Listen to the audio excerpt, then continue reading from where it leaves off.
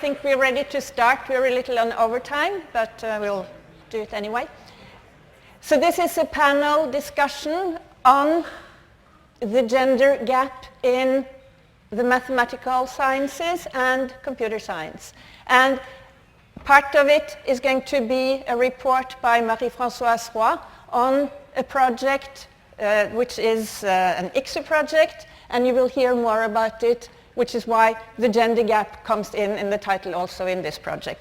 Let me just briefly say who we are. So I'm Ragnhild Pine from University of Oslo. I'm a mathematician. I'm at the HLF because of the involvement with the Abel Prize, so also the Norwegian Academy of Science and Letters. The panelists are Marie-Françoise Roy from University of Rennes. She's a mathematician. She's the coordinator of this gender project, the ICSU gender project, that she will tell you about. The next panelist will be with us on Skype. She's Anna Wienhardt. She's a mathematician from the University of Heidelberg, and she's on the scientific committee of the HLF. Next is Jessica Carter. She's in the history of mathematics. That's her specialty. She's from the Southern University of Denmark. Then there is Margot Seltzer. She's in computer systems, professor at the University of British Columbia in Vancouver, in Canada. And then we have two young researchers, Fernando Chirigati. He's a postdoc now at New York University in computer science. He's originally from Brazil. He has his PhD from New York also, NYU. Okay, I found this on the web for what is a postdoc now at New York. Sorry, this is weird. There must be some artificial intelligence going on here. And then the last one, not least, is Anna Vasilchenko. She's also in computer science, but with an interest in mathematical education also. And we will hear also from these two, but now I would like first to give the word to Marie-Françoise, please.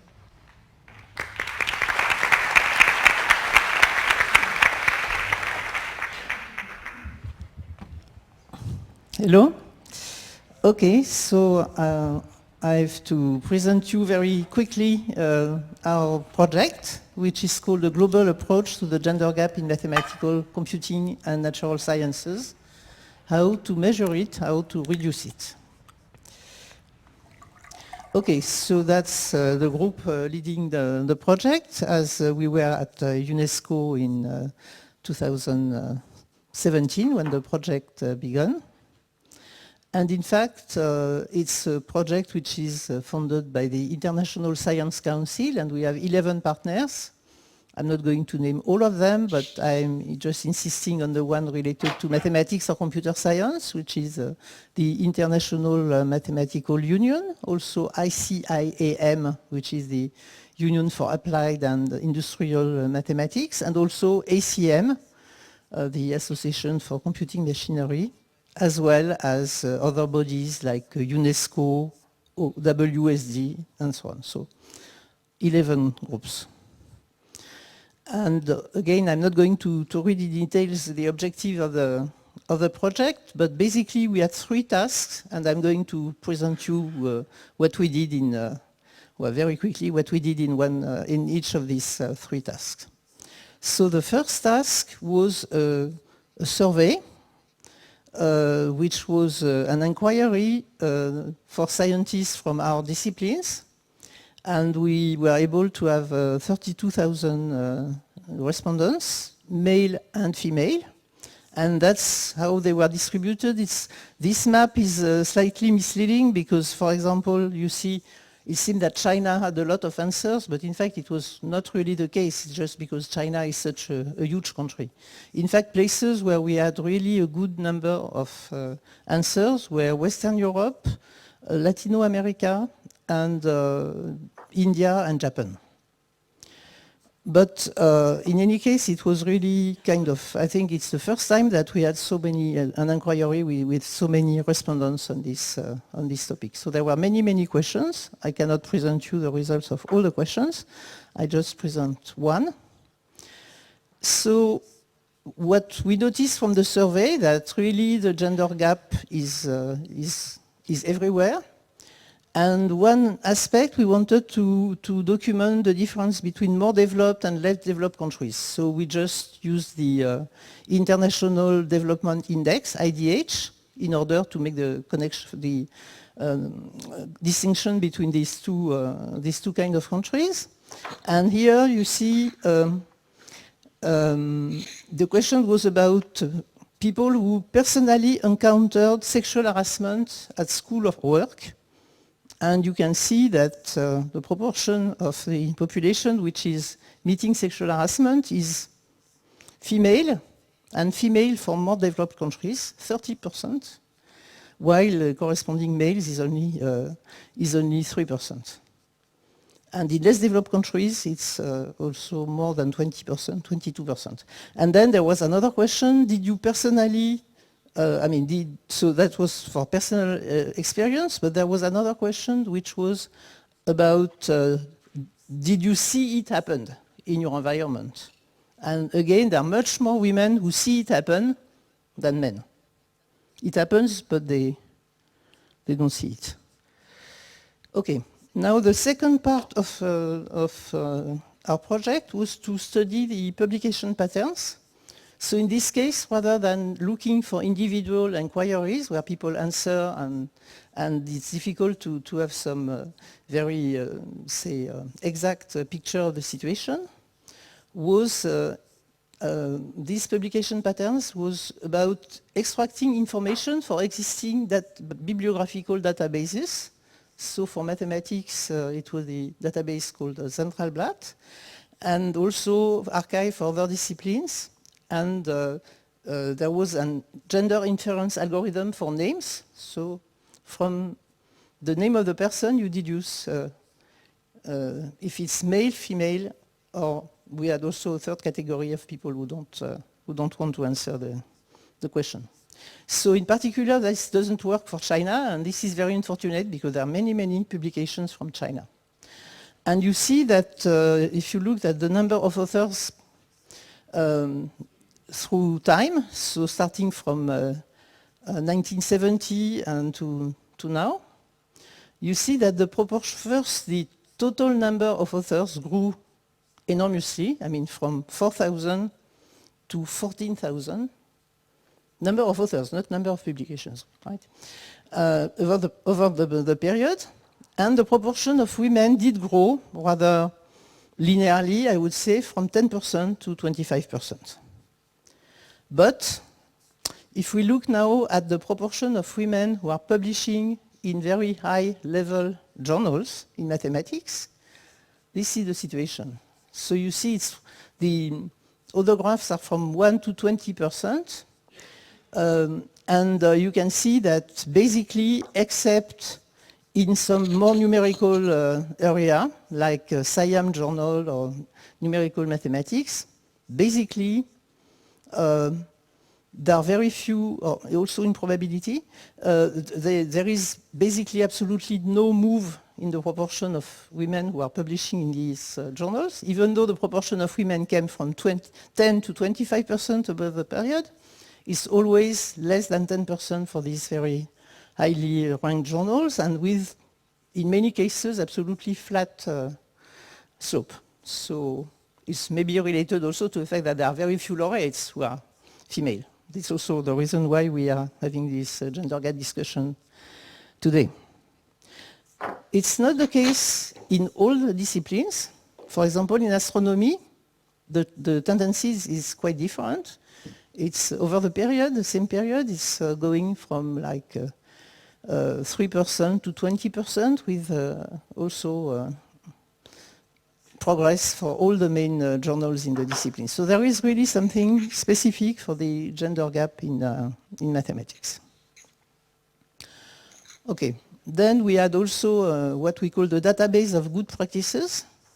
So the idea is whenever there is an initiative in a given country, we want to make it public so that maybe other people get inspired by the initiative. So we are using some UNESCO classification, what they call STI-GOAL, S-T-I-GOAL. And basically we have a few information about the initiative, and also we ask if people who launch the initiative have some evidence of effectiveness and impact. Because in fact you can have the best, the best intentions in the world and start an initiative, but it's not necessarily followed by success. And this database is going to be hosted permanently by IMU at the end of the project, and the new initiatives will be added in the future. Okay, so we hope to have recommendations from this project, but we don't have them yet because they are going to be drawn during the 3 last months of the project, which are from now to the end of 2019. And in particular, we are organizing a final conference at ICTP from 4 to 8 November, where we are going to have 110 participants from 60 countries, and only 10% of them are male. And one reason is that we wanted to maximize how many countries are going to be attending, so we picked up 1 person per country. And of course, in many cases, it was not a man, because most people who are active in this area are currently women. So we are working on a possible continuation of this project after 3 years, because it was just a start. And there is a future program from the International Science Council, which is called What Works for Women. And we hope to be able to coordinate the conclusions of our project with this new program. So, thank you. So thank you very much. The next we will hear from is, she's in Berkeley, so we will have her on Skype, I hope, Anna Wienhardt. And I think I forgot to say, but we'll have questions and discussions and comments after everybody has talked, okay? There she is. Please. Hello, so I don't see anything, so I don't even see my own video, so perhaps if I could see a view of the lecture hall or something would be helpful. But Or not. Or not. Okay, so I hope you see me. So, so I want to add something on a much more personal level, in a sense, than what Marie-France did.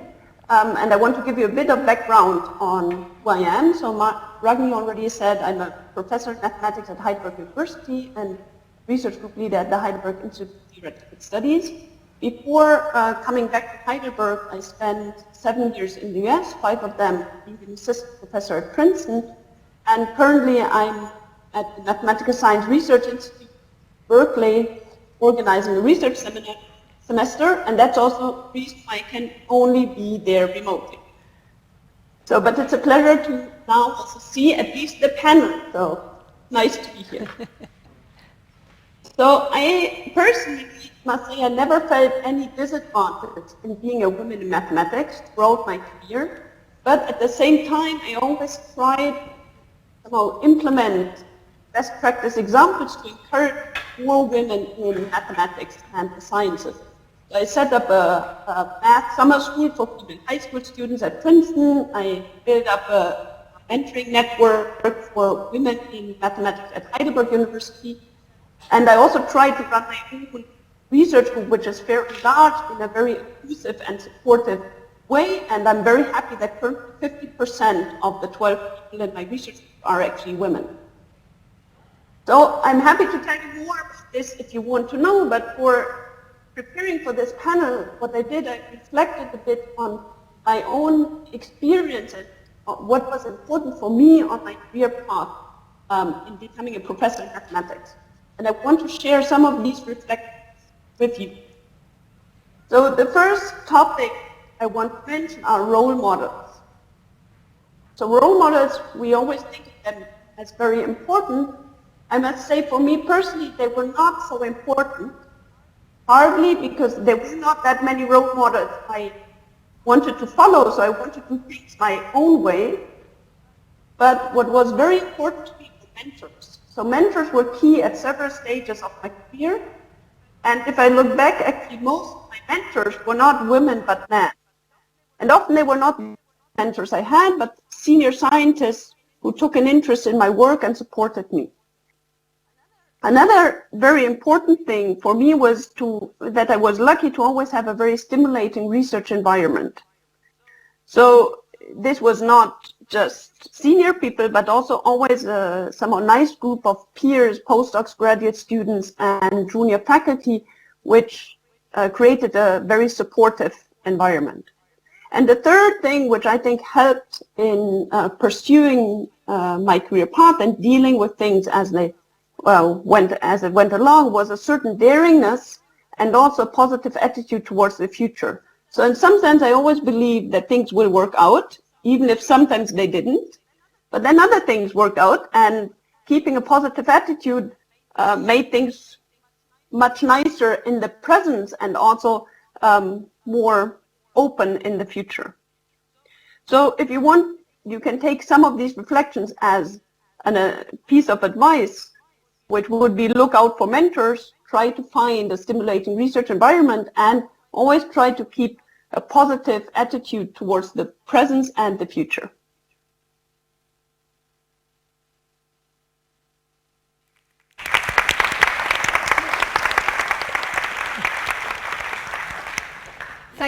Thank you, Anna.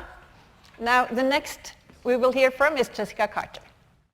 Yes, hello, and thank you.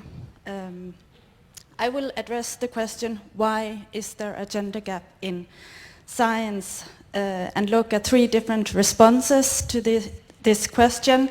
And for each of these responses, I will formulate a question that we can discuss after our presentations. So 2 often mentioned problems are culture and bias. In relation to culture, I would like to mention a study made by a Danish anthropologist as an example.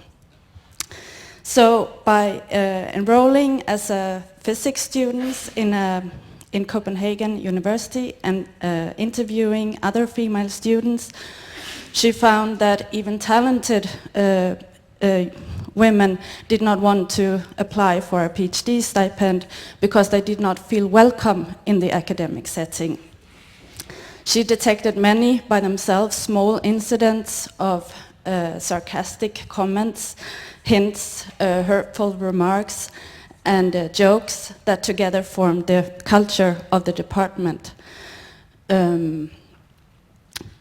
Another story is the recent success of the IT University of Copenhagen to attract many more female students to the computer science degrees.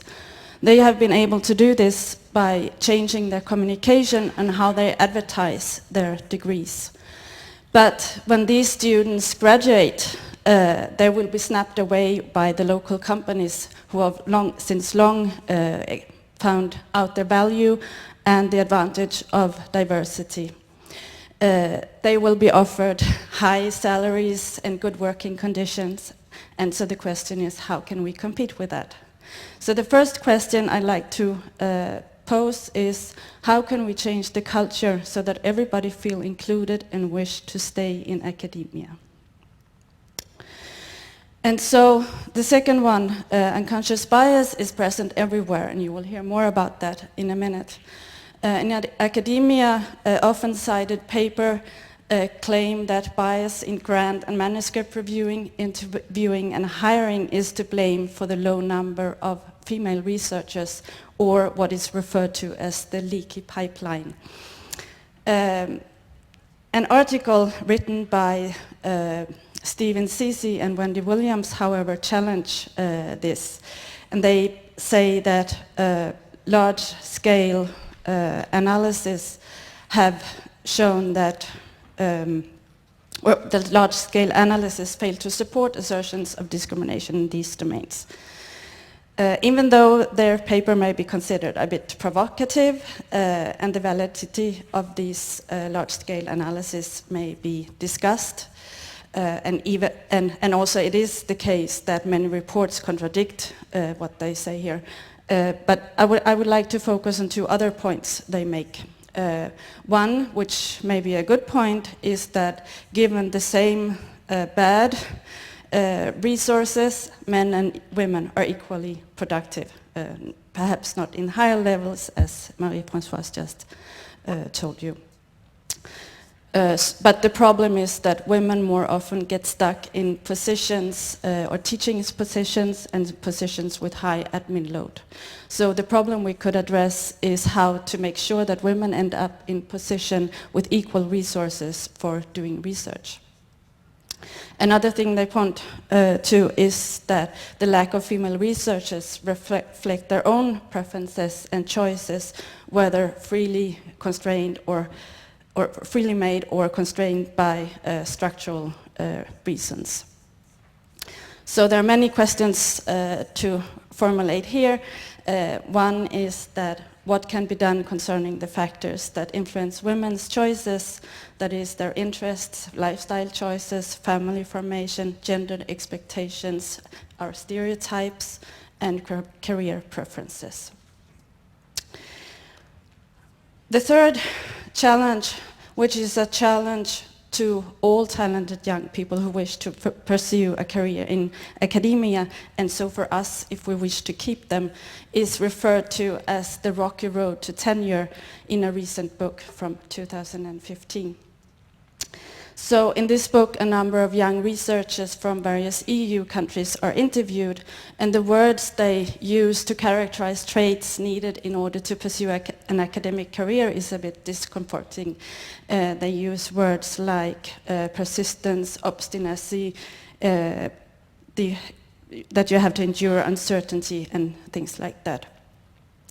And different reports, including this book, document that recent changes to the universities have made it even more difficult to succeed. More demands on doctoral students, more competitions to get postdoc positions and permanent position. The result is longer periods of fixed-term positions, traveling, and no guarantee of a success in the end.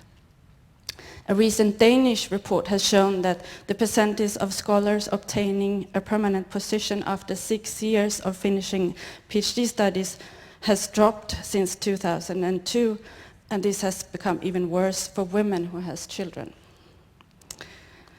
Finally, I'd like to mention that besides the Gender Gap project, there are and has been many other projects and institutions focusing on this problem.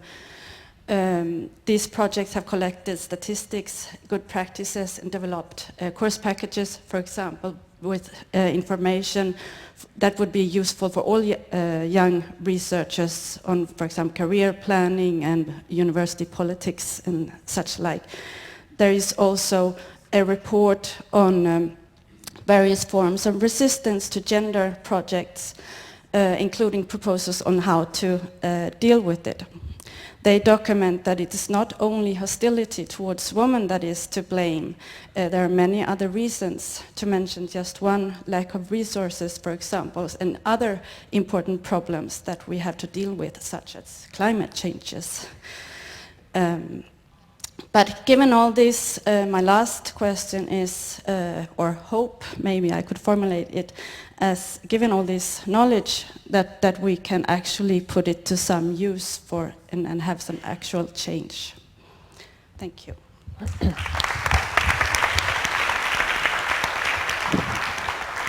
Thank you, Jessica. Now we'll hear to listen to Margot. Now we're ready for the audience participation part of this program. So get your noses out of your laptops, forget reading email. How many of you have ever been asked in a somewhat incredulous tone, "You're a mathematician," or "You're a computer scientist"? Anyone? Okay, I want you to look around the room at most of the hands. They're female, they're also minority. We're talking about gender, but underrepresentation is an enormous problem. You know, to go back to yesterday's talk from Martin, this is a moral imperative. We are losing a huge fraction of our talent because of what's happening in our field to people who are in underrepresented groups. And let me be clear, solving this problem is not going to be done by the underrepresented. It is our collective responsibility. So if you are in the room today, you have a role to play in helping to fix this problem. So more audience participation. How many of you in a professional setting have ever been asked if you planned to have children? Okay, look around the room again. What you're seeing is what we call implicit bias. Now, implicit bias is what Nobel laureate Kahneman refers to as system one thinking. It's that knee-jerk reaction that you can't consciously control. Implicit bias doesn't make us bad people. Implicit bias makes us human. It's an evolutionary trait that helped us, avoid large hungry animals on the savannah. It's what allowed us to form tribes and cultures. So in and of itself, it's not that implicit bias is bad, it's what we do with it. So how many of you have ever heard of an implicit association test? Again, look around the room. It's mostly the underrepresented people. So this is an online test that you can all take, and this is your homework assignment. Go to implicit.harvard.edu and take 2 implicit bias tests. I don't care what category you do. You can do gender, you can do race, you can do age, you can do disability, whatever. Take 2 of them. It will take you about 10 minutes. And I will warn you, you will feel uncomfortable. You will learn things about yourself you wish were not true. And while you're taking the test, you will feel yourself responding in a way that makes you uncomfortable. And yet, I'm asking you all to do that. Every good meeting, you leave with action items. This is your action item. Go take 2 IATs. So what do you do if you have biases? I just said that doesn't make you a bad person. What does make you a bad person is if A, you refuse to acknowledge your biases, and B, you do nothing to mitigate them. So let me reveal. I test bias against women in science. I am a woman in science. How can this be? Well, I grew up in a culture where girls didn't do science. It wasn't cool to do math and science by the time I was in middle school. Even though I liked to do those things, I am a product of my culture. So what do I do to make sure that I don't then instill these biases against my students? I grade blindly. I hash all the names of the exams, I grade them as random numbers, and then I unhash them after. So let me share a story with you. I teach operating systems, which is the bastion of testosterone. If we have 20% women in the class, it's shocking. It's usually closer to 10%. So one year, using my best practices, I blinded all the exams, I graded them. I had 3 women in the class, and when I unblinded them, guess who had the top 3 grades? My 3 women. And I was surprised. But that is why I grade blindly. And I sat there and I had a long conversation with myself, which I'm sure looked odd to people around me. Why was it that I didn't realize? I knew all these women. I talked to them regularly. But even me, I had not realized that they were my top students. Now, I could feel bad about this, but instead, I just redoubled my efforts to make sure that no matter what my knee-jerk reactions were, I wasn't treating them differently. Every time I meet a new student, I kind of have this mental dialogue in my head, which is, you don't know anything about them. You have to assume they're really talented because they're here. So I urge you all to A, learn what some of your biases are, even if it's uncomfortable, and then B, start to develop techniques to avoid this. How many of you are familiar with the orchestra experiment? Oh, good, I can share it with you. Used to be that orchestras were predominantly male. And there were all these explanations. Well, men have bigger lungs so they can play the wind instruments, and they're stronger so they can play longer. And there were gazillions of explanations of why orchestras were predominantly male. And then they started doing auditions with a screen separating the judges from the players. Guess what happened? Orchestras are no longer predominantly male. They are starting to achieve gender parity since they've been doing this. So I don't know how else to convince you that this is a real problem. And so what you can do, again, A, learn your biases. 2, make this your problem. If you look at the literature, it takes women on average 10 years longer to be nominated for awards than their male counterparts. They have to have more publications, more grants, bigger results, and 10 more years in the field before they get nominated for the same awards that the men do.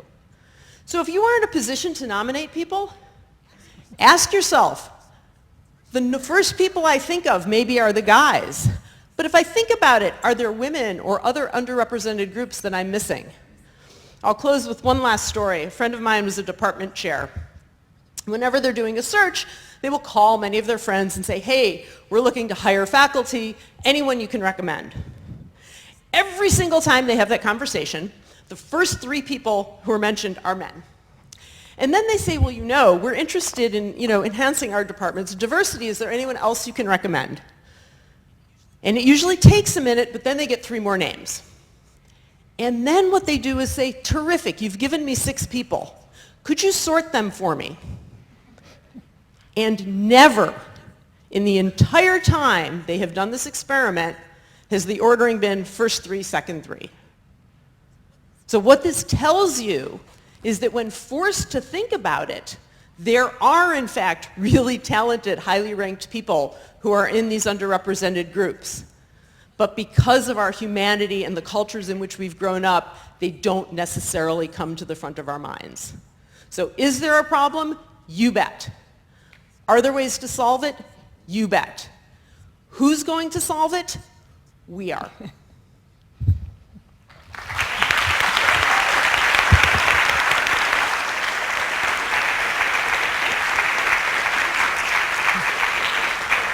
Thank you, Margot. Now we will hear from Fernando. Hello. Is it on? Is it on? Hello. Is it on? Yeah. Can you hear him? Can you hear me? Yes. Okay. Just put it closer. All right. Put it closer. I'll start by saying that given this existing gender gap, I consider myself very lucky because I had 2 extraordinary female advisors throughout my research career. So the first one was during my undergrad when I actually got interested in research, and it was Professor Marta Matoso from Federal University of Rio de Janeiro back in Brazil. And then the second one was my PhD advisor, Professor Juliana Freire at NYU, who is still my boss for my postdoc. And they are like brilliant researchers, and I had an amazing opportunity to work with them, and I don't think I could have asked for better advisors. And the first time I got to NYU, to the lab, she was very new at NYU, and I was actually her first PhD student at that lab. And there were very few women. Actually, if you don't consider faculty and visiting scholars, there were 0 women. And 7 years later, we have perhaps 30%, 40% of women. And I find this amazing because I still don't see that very common in many labs that I visit. And in terms of faculty, there are actually 6 faculty members, and half of them are women. And it's just an amazing environment. It makes everything better because the sharing of the experiences, sharing of ideas, it's very much improved. And I've heard in the past people saying, oh, there's no gender gap in science. It's just that women are just not interested in science. And I always thought that was weird because I have many female friends and most of them are in science, so maybe I have a biased sampling. But then I have a very good friend of mine, and she is a librarian, and she tells me that perhaps 80, 90% of librarianship is women, and yet more than half of the leadership positions are given to men. So clearly there's still a gap even in areas that are dominated by women. And this doesn't even count the wage gap, which is much bigger. I think like women are paid like 70 to 80% as compared to the men in librarianship. And I think the problem is, it's not that women are not interested in science, but they are not given the opportunity to actually be interested in science. And I think this goes back a little bit to what Jessica and Margot mentioned, which is the unconscious bias in the culture. So I'm originally from Brazil, and when I was growing up, I used to get as toys building blocks, puzzles, and when I was 11, I had my hands in the first computer, which is how I got interested in computer science. And my female friends, they got Barbie dolls, miniature of kitchens, and they were expected by their moms to help them in the kitchen and to cook, which it's not a big problem, but it becomes a problem when you have different expectations for different genders. And I love cooking, I love baking, and no one ever expected me to know these things because I was supposed to be studying. So I think we, as young researchers, I think we have the responsibility because we are going to be raising the next generation to kind of like be aware of this unconscious bias and improve things for the next generation. And I just want to finalize, I don't want to spend too much time, also saying that although this is like gender gap, I don't think we can talk about gender without also talking about race because these things are very related. And I have a very good friend of mine. She's Afro-Brazilian, and she is a professor now at a mathematics institute back in Brazil. And when she first got there, it was 4 women among 23 professors, and she still is the only Afro-Brazilian. So things are hard, like if you consider gender, and they are even harder if you take race into account. So I think when we talk about actions, we also need to consider and think about that. And now I'm going to pass the torch to my colleague, Anna. Thank you. Thank you. Please, Anna. Hello. Closer to him. Okay. Do you hear me? I'm not going to tell anything more scientifically about gender gap. I'm here to tell my personal story. It is a story about, as an example of a good outreach, which could be a solution to gender gap problem. So this is my second HLF. I came here 5 years ago as a journalist. My first degree is in journalism and mass communications, and I had a master in education. And although I was always interested and fascinated by technology and science, I never really seriously considered doing something as a job in science. But then I came here, and I had an opportunity to talk to many, many great people, like the first row here, and then many young researchers.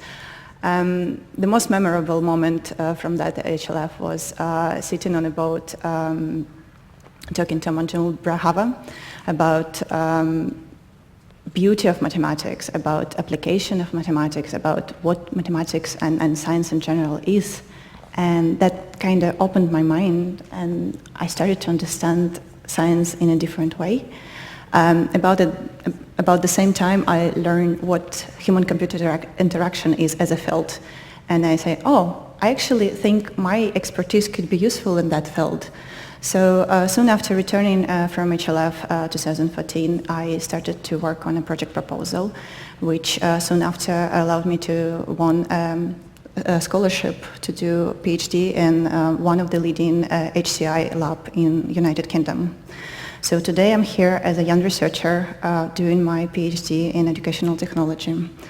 And I think it's just an example of how one person could persevere and then convince another person thinking about science in a different way.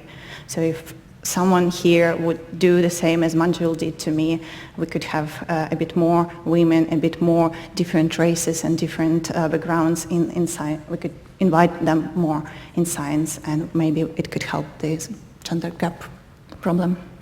Thank you. Thank you.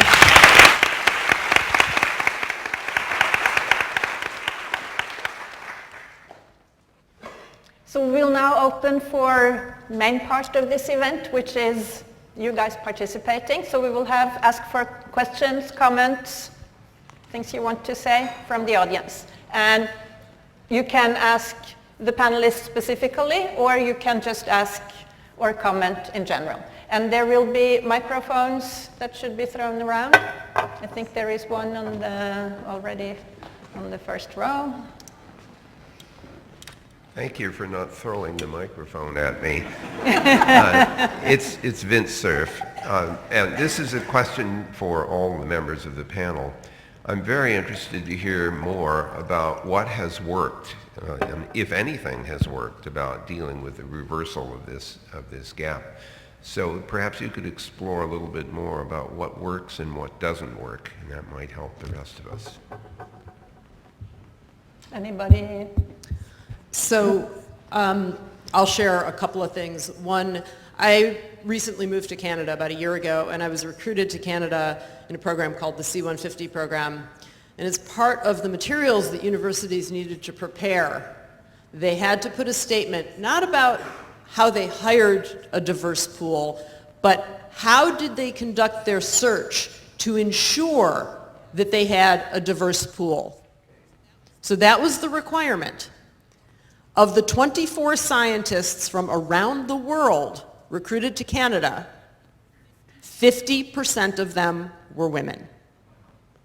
So it starts with how you define your pool. It's why you tell people, we are particularly interested in candidates from underrepresented groups, because if you don't ask, they won't think about it.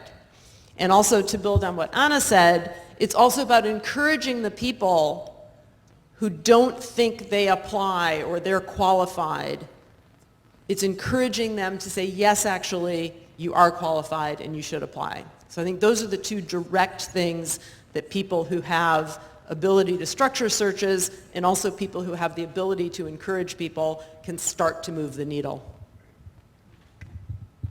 I mentioned one example of a thing that worked in my presentation on the IT university.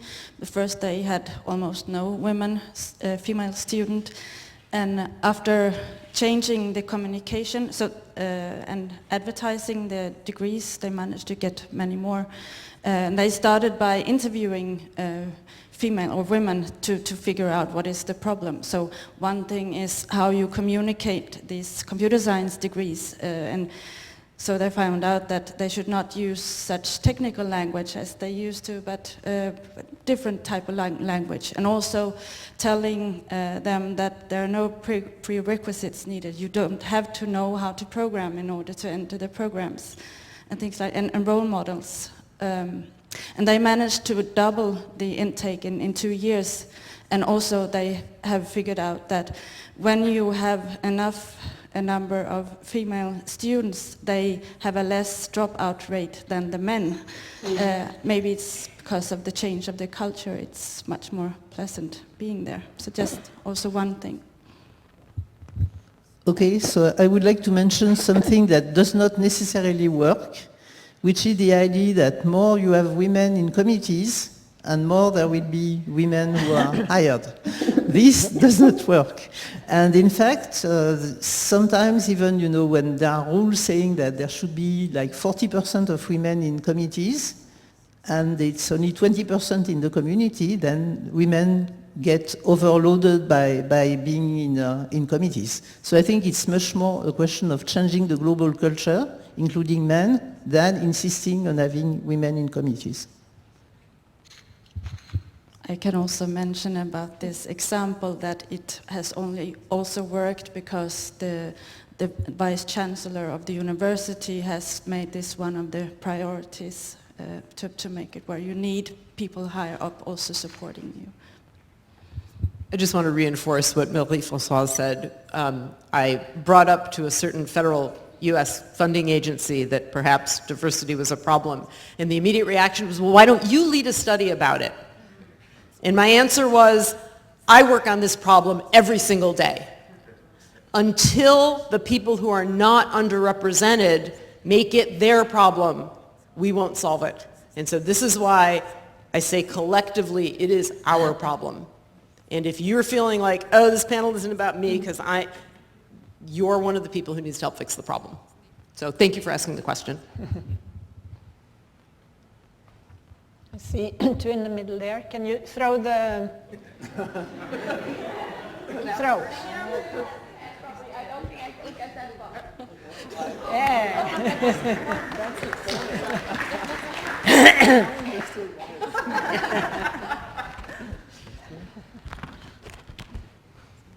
Okay, thank you, the panel, for this wonderful discussion. My question is, okay, first of all, I would like to say that I think most of these problems started from while we are growing up as children.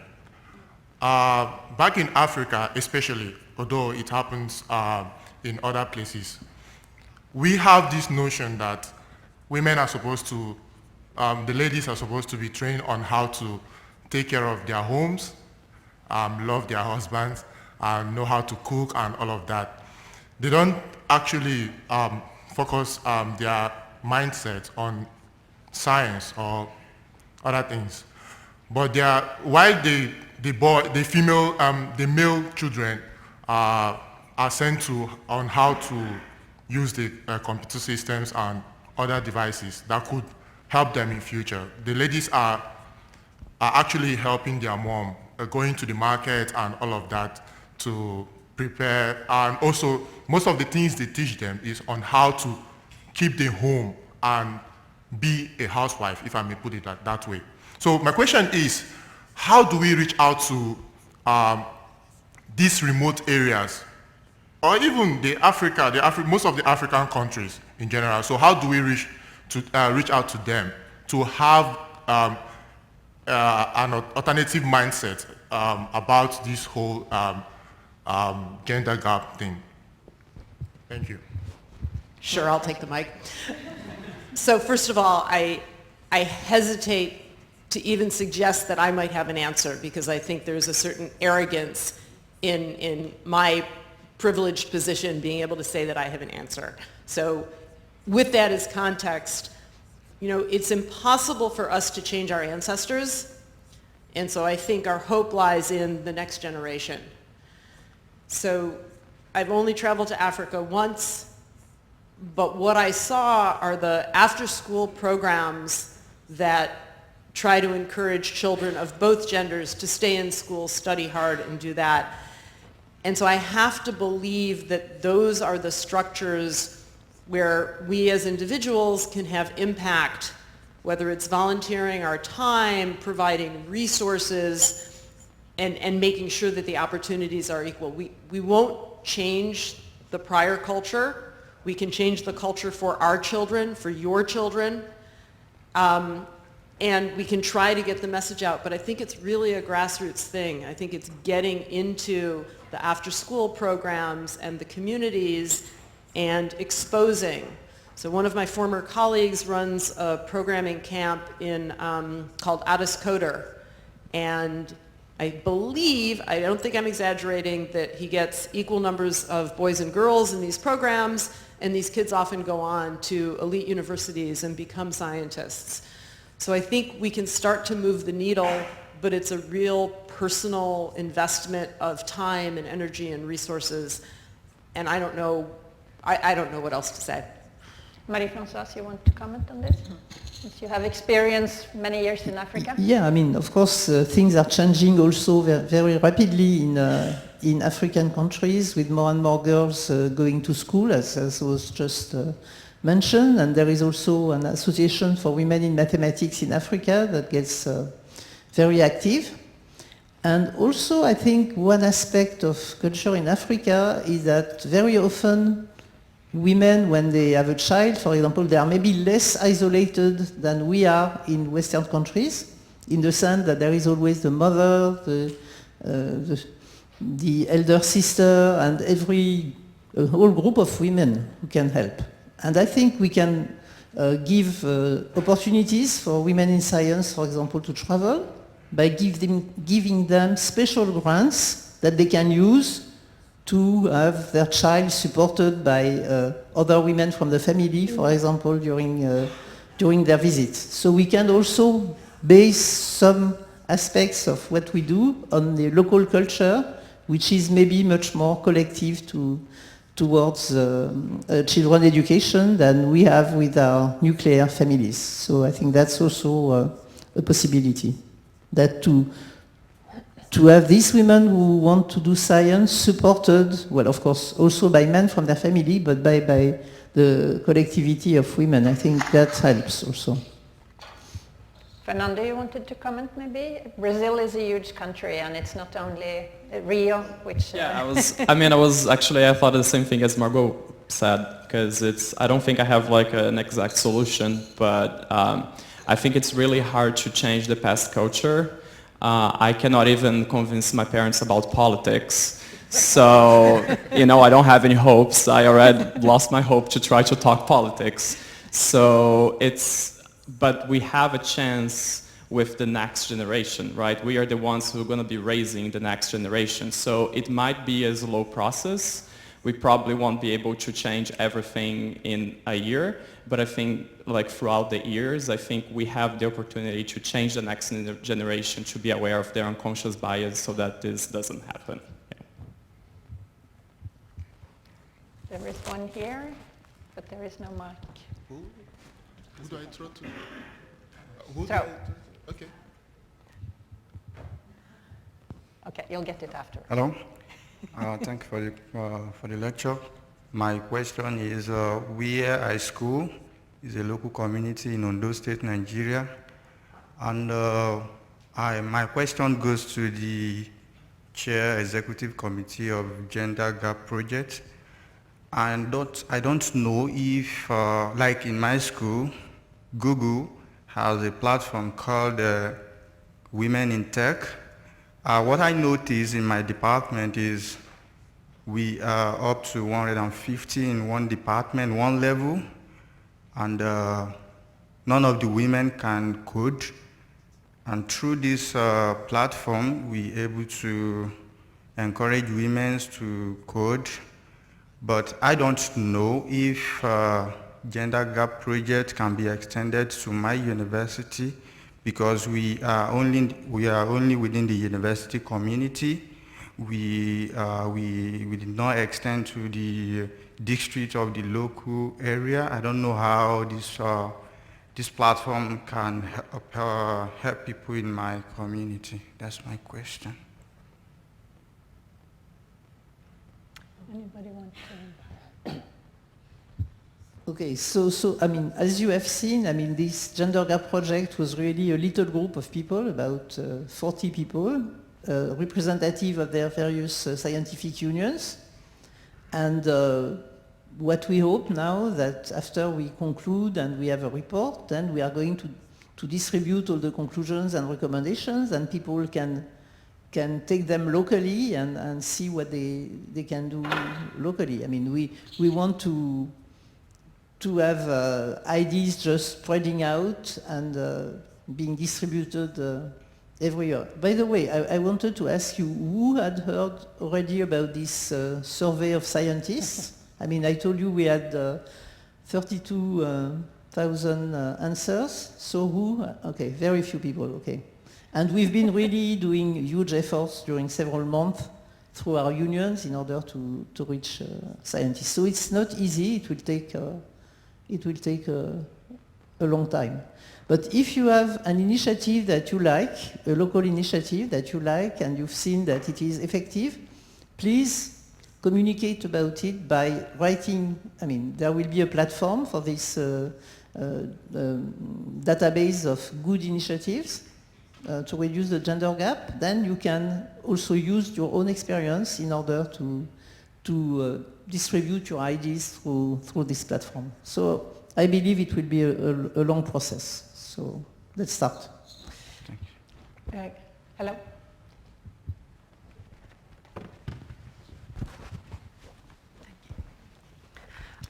So it's more of a comment regarding the questions that Mrs. Carter posed. So regarding the first question, it was how could we change the culture so that underrepresented groups feel that they belong? And I have a comment on that. I wanted to see obviously the panel's opinion and also hear different opinions. So it's very common, at least in computer science, and I've heard it from many women or underrepresented groups, that initially you feel you don't belong. And you feel you're a fake, you feel you're an imposter. So it happened to me as well. For 3 years, I thought I didn't belong in computer science, even though I had really good grades in my class. So I think what is very, very important, and there's like a huge role of the media when it comes to that, is to show diverse pictures of computer scientists. It's not that just one type of computer scientists, as there is not just one type of humans. There is the outdoorsy computer science, the social computer scientists, the women computer scientists, the minorities. You can be a computer scientist and at the same time like partying or like hiking or like other things, but this is not shown at all in media. There is only one type, the person who stays in the basement and programs. And at the same time, computer science, obviously, it's not just about programming. There are soft skills included. There is creativity, there is teamwork, there is communication of ideas, and these soft skills, even in university programs, they tend to be ignored. And then people who have these soft skills, and that applies many times in women, feel that these soft skills are absolutely unnecessary in their careers. And until they recognize that these are equally important, I don't think we can move forward. Jessica? Yeah, thank you. But yeah, I think it's also very important that you have role models and that it's communicated, and also not just one woman, but that you have several women doing different things in order for people to identify themselves. But that is a different problem maybe from the culture problem, what goes on in the departments, the way they talk about women and stuff. And I don't have any good proposals how to change that, other than, as Margot said, that it's a problem we all should address. So I think changing culture is always hard, right? There's the obvious one. Part of it is pushing back on the negative culture. So we actually started joking, it was over a decade ago, that we need the cool, hip sitcom where they're all computer scientists and they're all genders and colors and races and doing different jobs. And we've never had that, right? So media has never done us the favor of trying to make computer science or math look cool. I guess maybe Numbers was a show that tried to make math look cool, but it didn't last very long. So one of the things is holding our institutions up to the highest possible standards. So at least one of my colleagues might be in the room and might think that I did this too much, but we can all play a role in pushing back. If you go to your institution's website for your department and you look at the photographs, do they show a diverse workforce or not?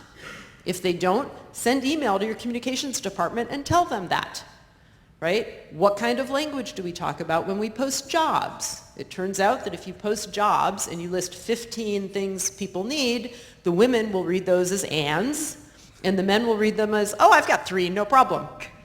So maybe we shouldn't list 15. Maybe we should list 3, right? What are the real requirements for the job? I was recently asked to serve on a panel for a company. And so I did about 15 minutes of research. I looked at the program. There was no diversity statement in the program saying that they valued it. And then I went to the corporate website, and there was absolutely nothing on the corporate website that told me they cared about diversity. And I responded that I had my values, and I chose to work with organizations that espoused those values, and this organization didn't. And so I said no. So I think, again, individually, we can all push back. And the more the cacophony of voices represents the diversity of this community, the more our institutions will be forced to reckon with the fact that, oh, people think this is important.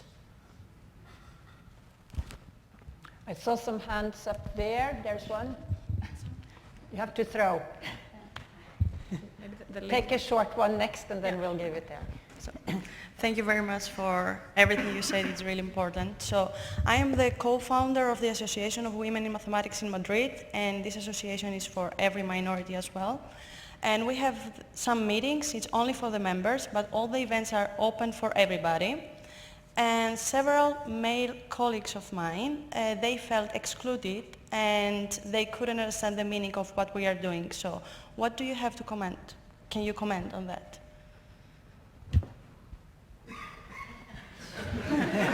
Okay, so did you say the men were invited or they were not invited to attend? In the events, everybody can be there. It's open for everybody, but not in the meetings. So I think for the public events, you tell your members, all the women, bring a friend who doesn't look like you. And that can be a man, it can be somebody of a different race. But I think the action item to all of us is to reach out to people who look different from us and encourage them.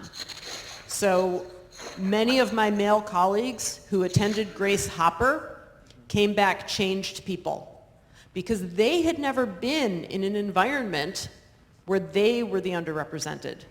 And you go to Grace Hopper as a man and you are surrounded by women. And for a moment, you understand what it feels like. The first time we ever held a women event for computer science at Harvard, our then dean, this was almost 25 years ago, our then dean went up to the other female in the department, and said, "Wow, that felt really odd. Do you ever feel that way?" And she looked him in the eye and said, "Every day." So I encourage you, find an environment that is really different and go see what it feels like. So more directly to your question, explicitly reach out and invite the men to come. Tell them you want them there, you want their voices, and then make it worth their time. Tell them what they can do to help solve the problem. Maybe? I don't know. Good luck. Let us know how it works. Can you move this all the way up there? Can you help move the thing? Should I? Somebody throw it. Oh, you get to throw it. Okay. Sorry. It's your next. All right. My own is more of a concern. And how do we ensure that these interventions result into an intervention that is sustainable? For instance, I have a friend that started like a club trying to bridge gap in science amongst women in our country. The last time I spoke with her, she said she had to step down because there was a conflict amongst the executive of that particular club. Back in Nigeria, I also know of a woman that started her own club too. But when she had to leave Nigeria, every of the activity had to stop. So to me, I feel some of this intervention is too individualistic. That is, it's centered around an individual. So once the individual is no longer available, then the intervention cannot be sustained. So how can we ensure that this intervention is sustained on a long term?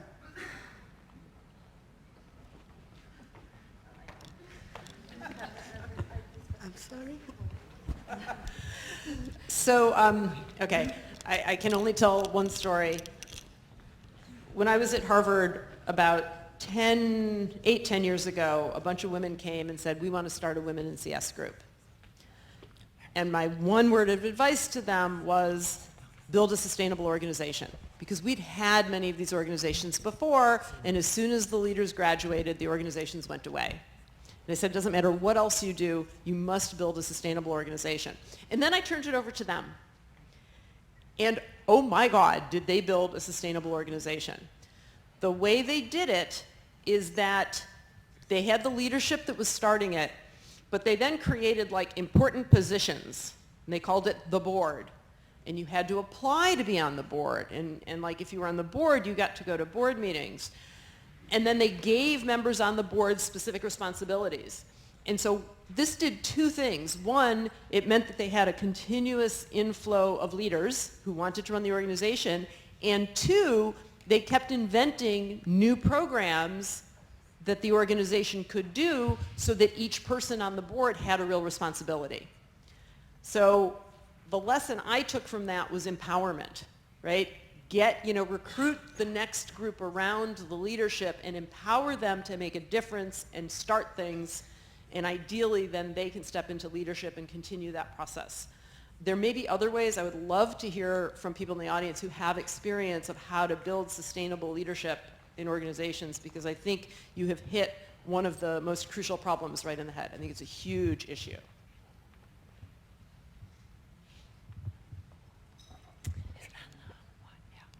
Hi, I have a question for Margot. I'm here. Oh, thank you. You just said, I think as a reply to the first question, that one of the things that is being done nowadays is that when you open a call, you usually say we are interested in minorities. And even more extreme than that, there are cases where there are calls that are open only for women. Don't you think this can have the reverse effect than the one desired? Because women, minorities in general, will feel that they are there not because of the value of their work, but because they belong to a minority. So yeah, so the question was, what about positions that are women only? So in many places, it is illegal to advertise a position that is only open to women. So in Canada, you couldn't do that. In the US, you couldn't do that.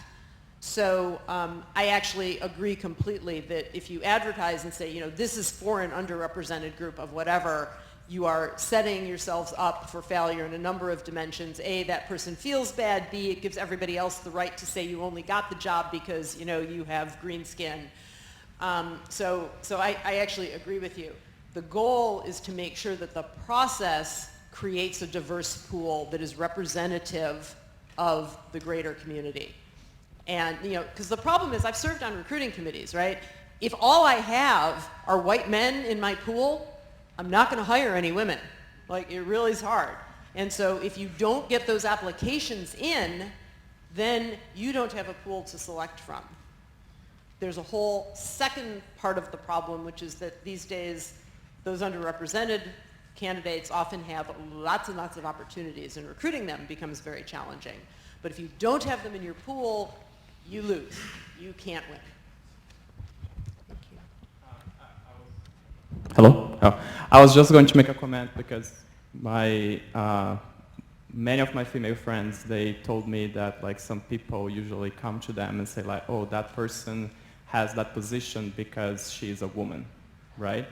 And I find it so unsettling because they are all like so brilliant. It's not because they're women, because they are brilliant and they don't have the opportunity to be there because they are women, right? So I think we need to also stress that we're not just like choosing them just because they're women. It's because they were not given the opportunity to be there because they are women, right? So.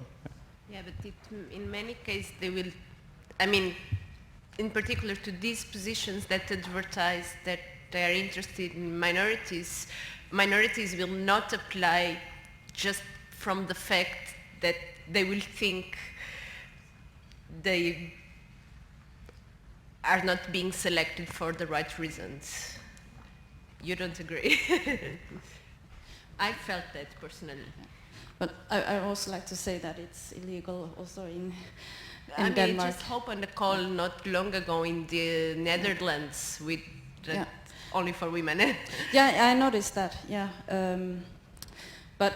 So another thing, I mentioned these course packages with useful information for young people, and that is, so one thing that is important to learn as a young researcher is how things function, how jobs get posted, and how you hire at departments. So learning about the sociology or politics of a department. So most usually, well, at least in my experience, the way jobs get posted is that the people already at the department have some people they know, work together with, or things like that, that they would like to be hired. And if the most people at the department are men, then the people they will know are most likely to be men. So there's a lot of things going on. Positions are not just put up for anybody to apply for. It's often a lot of things going on before a position gets up. So I think it's very useful to know about these things. Yeah, so let me follow up on 2 points. So one, you know, one of the beautiful things about this event is the network that you've all created. And so finding out from each other who's hiring, what positions are open, you know, spread the word, because a lot does happen sort of in the back room behind closed doors, and you want to be part of that network. I just want to distinguish between two different things. One is advertising a position that is only available for women and minorities. I think, as I said before, I think that is a negative message. However, the diversity statement, which says, you know, we are committed to a diverse workforce, you know, that I think sends a message which says we actually care about these things. That I think is a positive thing, and I would hope that that wouldn't deter anyone from applying for a position. Hello. So recently, here, Okay. Okay. I read a kind of historical article on numbers of computer science students, and it was the case that on the first computer science classes, it was not so big gender gap there. And the large inversion point was with the popularization of the personal computer and also video game consoles, like home systems. And the hypothesis was that since these machines were being heavily marketed and advertised for young boys, it actually changed the landscape of the people who are going to attend the computer science course. Actually, in the case of some Brazilian universities, the first computer science classes have had more women than men, and then it totally inverted. So I want to ask, what do you think is the whole of advertisement and also marketing the gender gap? I think it's huge. So I feel like we have a bias in the questions that they're all from the front of the room. So I would like to encourage us that we no longer have a front of room bias, and we also include the back of the room. But I actually think, you know, what you say is exactly true. If we market computers to boys, then we'll get boys. And people have started acknowledging this. I don't know that we've made things much better. A lot of early exposure to computers happens through gaming, and I think we're all aware of challenges that women can have in gaming environments. On the other hand, I was somewhat encouraged when my 12-year-old boy was playing computer games, and he was a raid leader, and you know, he would be leading all these adults in doing things that I don't understand. And at one point I said, like, doesn't it bother them that you're 12? And he said, oh no, I use a voice synthesizer. I said, tell me more. And he said, I play as a 28-year-old woman. And I said, really? And why is that? And he said, because if you're a guy and you tell people what to do, they tell you to F off. But if you're a girl, they listen to you. And I thought, I want to live in that world. Okay. Do we have other questions here? Yes, I now have the microphone is here. Still way back there. Can you pass the mic? The microphone now is here. Oh, it's and there. I didn't have a question. Actually, I have a short remark just. I'm from the Netherlands. I'm from Delft University of Technology, where we have a fellowship especially for women candidates for faculty. I was not hired through that program, but I must say it greatly increased the diversity and the interdisciplinarity in my department. It's a competitive program. They took care that not also everyone just takes it for granted. Actually, we had good experiences with that, and also with the Eindhoven situation. That's the university that now takes only the first 6 months when a vacancy is out, only women candidates. If they cannot fill after that, they will take also male candidates. Formally, it's illegal, but if you can make a good case that it's actually really harming the balance, there are exceptions to be made. They are being sued at this moment by male candidates, clearly. But we're interested in seeing what happens, because actually the good argument about that was if in the first 6 months there really cannot be any candidate found, then the women apparently weren't strong enough, otherwise there was a strong woman. So I just wanted to mention that. To me, I think it does work. And thank you. And I think also one of the points maybe François made was that you should always take into account the culture. So what works or do not work one place may work very well other places. So, and it's a good example. Yeah. Okay. Thank you so much for this panel discussion on the gender gap in science. I just have a brief comment, and basically I just want to appreciate the Ida Baccalaureate Forum Foundation and its selection committee for the gender balance in the selection of the young researchers. It's something that was profound for me, and I observed it right from the very first day. And I think this forum is one of the few scientific gathering I've been in with a very good gender balance.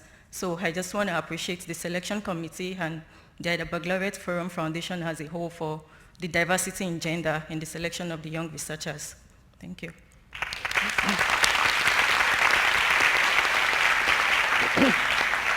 As far as I know, the ratio of female-male among the young researchers has gone up from 20% in the beginning, first years, to 40% this year. So there is an improvement. Yeah. Anna is with us on... Sorry, okay. Yeah, of course, among the young researchers, yes. And as you've seen, among the laureates, not at all. And I think also, I mean, for example, I mean, we had a field medal, which was Mariam Mirzakhani, and she had never the opportunity to present her work as a laureate, because unfortunately she died under the age of 40. So, well, something that we are discussing is maybe the opportunity to have a presentation of her work in the next forum, and maybe to have her work presented by someone else, because she's no more there with us. But I mean, the fact that there are so few laureates is really a very big problem. I mean, it's related also to the fact that we've seen in these top journals so few females. So it's good to have young researchers, but it would be really very good, but I don't know how, to have also more senior lecturers in the forum. More questions? There's one way back. I have one question, short question.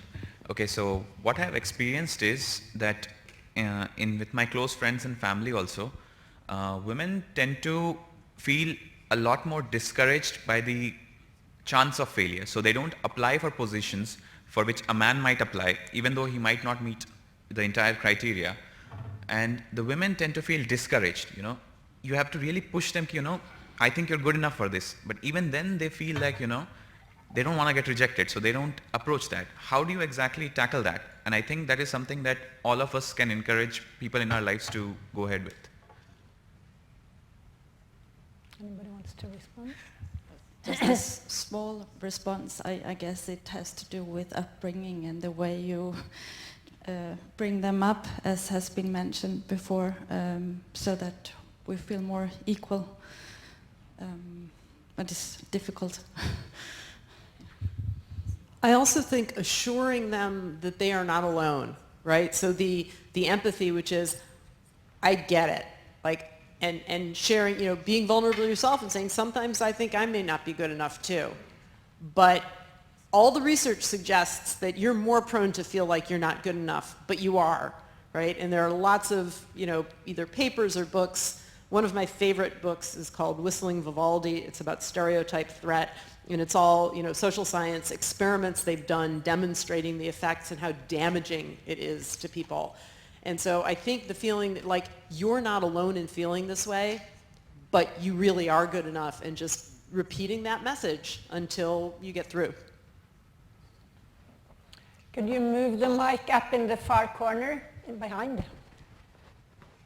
Way over there. I have a question. Okay. Okay. So it is something related to what we were discussing a little previously. So this is something that I observed back in India, which is where I'm from. The more and more I think this is important to talk about, because as a woman, even I face the bias. But the more and more we push it, there are certain institutes which are pushed to show that they do have diversity in the way they recruit. So what happens is, many a times the standard is brought down, and this is what people who observe say. Maybe not, maybe that's the case, but I had a friend of mine who felt a particular professor who was basically recruited not because she had amazing work, but because that particular institute had very little diversity previously.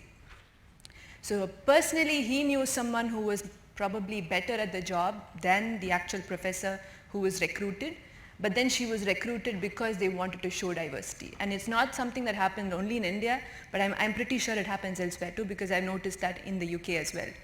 So how do you think you can strike that balance? Because I don't want to take up a position just because I'm a woman, also because I have good opportunity there. I'm doing it because my job is really good, I'm good at the job, but I don't want it to be at the cost of reducing the standards at that particular institute.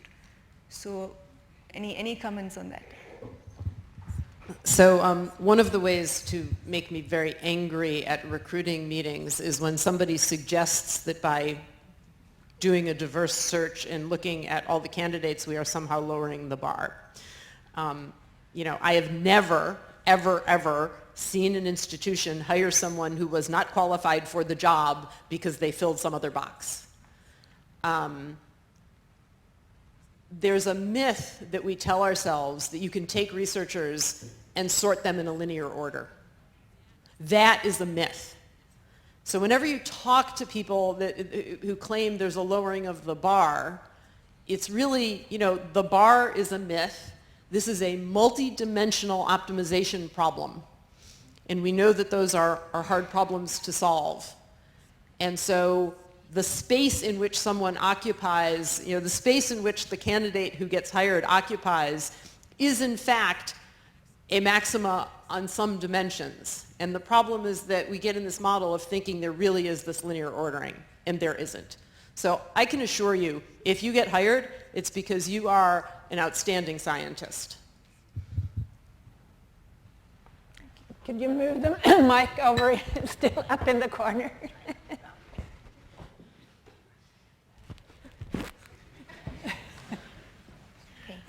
So first of all, thank you for all the wonderful ideas that have been presented. My question is regarding how do women get to being scientists? Because I think once you get to the scientific community, there's a lot of effort that's being put into removing that gender gap. But the problem that I faced is before I came to university. I think that many women as young children, they want to become scientists, and then they face this gender gap, but not necessarily in university, but like in primary school, in secondary school. And having the professors encourage women to do their best and to be good in what they're doing is not working, because I felt it, and people think that, oh, she's the favorite of the teacher, and that discrimination becomes even more than it was before. So what do you think is the solution for that? Anybody? Anna from Berkeley, you want to say something? Can you hear me? Yes, I can. So I think it's partly what we discussed, the cultural upbringing, which is important to do. And so we need at every stage, and I agree, we need that in kindergarten, in preschool, and in elementary school, and afterwards. We need people who make an effort that you don't feel that way, right? And it's sometimes you also, I think sometimes on the other hand, you have to also encourage people that even if you feel that way, you have to continue, and you have to somehow push away certain feelings and also certain comments other people might make, that this is not for you, or if they are envious, you are the favorite of the teacher, or if you get a position in the topic we discussed before, this is just because you're a woman. You have to assure yourself that this is not the case, and that this is the route which you can follow, and you belong where you are.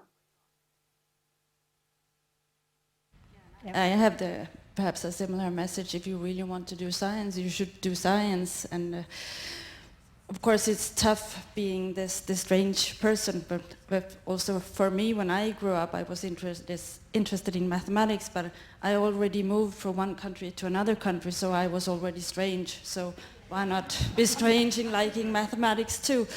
So I continued. Actually, being strange can be a feature. So, when I go to a conference, there are 10 or 15, everybody knows who I am. Now, if you aren't really great at remembering names, this can sometimes be a problem. But, in some sense, turn the strangeness or otherness into a feature, right? People will remember you. If you ask a question at the microphone at a conference, people will go like, oh, there's that smart woman from wherever, right? So, if you can try to turn these negative things into positive things, when I was in graduate school, we used to have these corporate retreats. And at some point, I saw that someone had sent a trip report to their boss, and all the graduate students were listed by first name, last name, except me. I was just Margot. and I was very excited about that because there's, Satya is always Satya, and he doesn't have two names. And so I thought that was great. And then somebody else pointed out that, well, Madonna only has one name too. Okay, let's have the one in the back who's trying with the blue scarf. No, I had a question. So, again, thank you for all the discussion. I also think that the previous question leads to what I'm going to ask. So I do think that when we make others uncomfortable, then we're going in the right direction. And when that is not happening, I think that we're not doing enough. But I think that there's a certain line between making someone uncomfortable or making people uncomfortable for the right reasons and being invasive. So when we say that we have to make changes in culture, like where do we draw the line between making others see new perspectives or being invasive in their culture?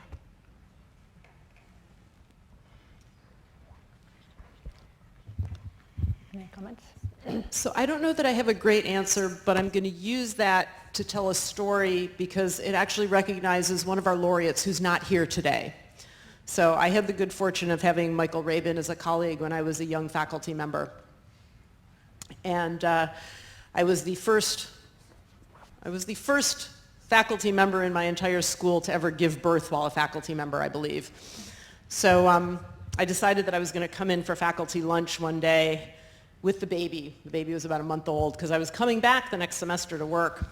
And so it's like oh my God, to the breastfeed or not to breastfeed, what am I going to do? And I thought, I'll feed the baby before lunch and then it won't be a problem. So we show up to lunch and it's like all the safe people, the one woman faculty member and my junior colleagues. I'm like, okay. And then Michael Rabin walks in. And of course, 30 seconds later, my son is starving. And I'm sitting there do I wrap the blanket around my head? Do I leave the room? And I thought, if I'm bringing the baby to work, I better just get used to it. So I ate my lunch, my son ate his lunch, and I didn't say anything. And afterward, Michael came up to me, and I thought, oh my God, here it goes. And this is my implicit bias kicking in, right? Here is a incredibly wonderful, famous, esteemed colleague, and he's about to give me grief for bringing, and I was in a really negative space. And Michael said to me, he said, so what are you doing next semester? And I thought, oh, here it goes. Well, I'm coming back and I'm bringing the baby. And I will never forget, Michael clapped his hands, smiled with delight, and said, oh, that's wonderful. We'll have you back and he'll have you too. That happened 21 years ago. I remember like it was yesterday. So there were colleagues that I made feel uncomfortable by bringing my baby to work. But I also had colleagues who let me know that it was okay and it was the most natural thing in the world. So I think when we talk about changing culture, it's getting the temperature of, the trusted colleagues who you believe are allies, and they will help you figure out if you're pushing it hard, if you're pushing too hard. And so I think the fact that you're cognizant of that and thinking about it means that you are unlikely to push too hard. And yes, there will be some people who are uncomfortable, but as long as there are others who get it, then I think you can be assured that you're not pushing too hard. Seems now they changed the timing, so we have to wrap it up. Sorry for the question you never got to ask, but people will be here for lunch, and we can continue the discussion. There will be panels after lunch with career things, so I think you should just come back and continue to ask the questions. I can ask you very briefly if anybody wanted to say something before we quit. Anna? Okay. No. Anybody else wants to say something? Maybe just maybe just a quick comment. Yeah. Is it on? Yeah, just closer. It is on. Closer to It's been a lot of discussion about hiring women, but I think it's also important to pay a bit more attention to the education and how we advertise education science education for young girls. I know an example in Sweden, for example, they have to rename their faculty programs from like building roads to building society to include a bit more female applicants to their programs. So I guess paying a lot more into education, a lot more attention to education and how we upbring young generation, this would help in future to do the gender balance. Thank you. Okay, thanks to you all. Thanks to the audience.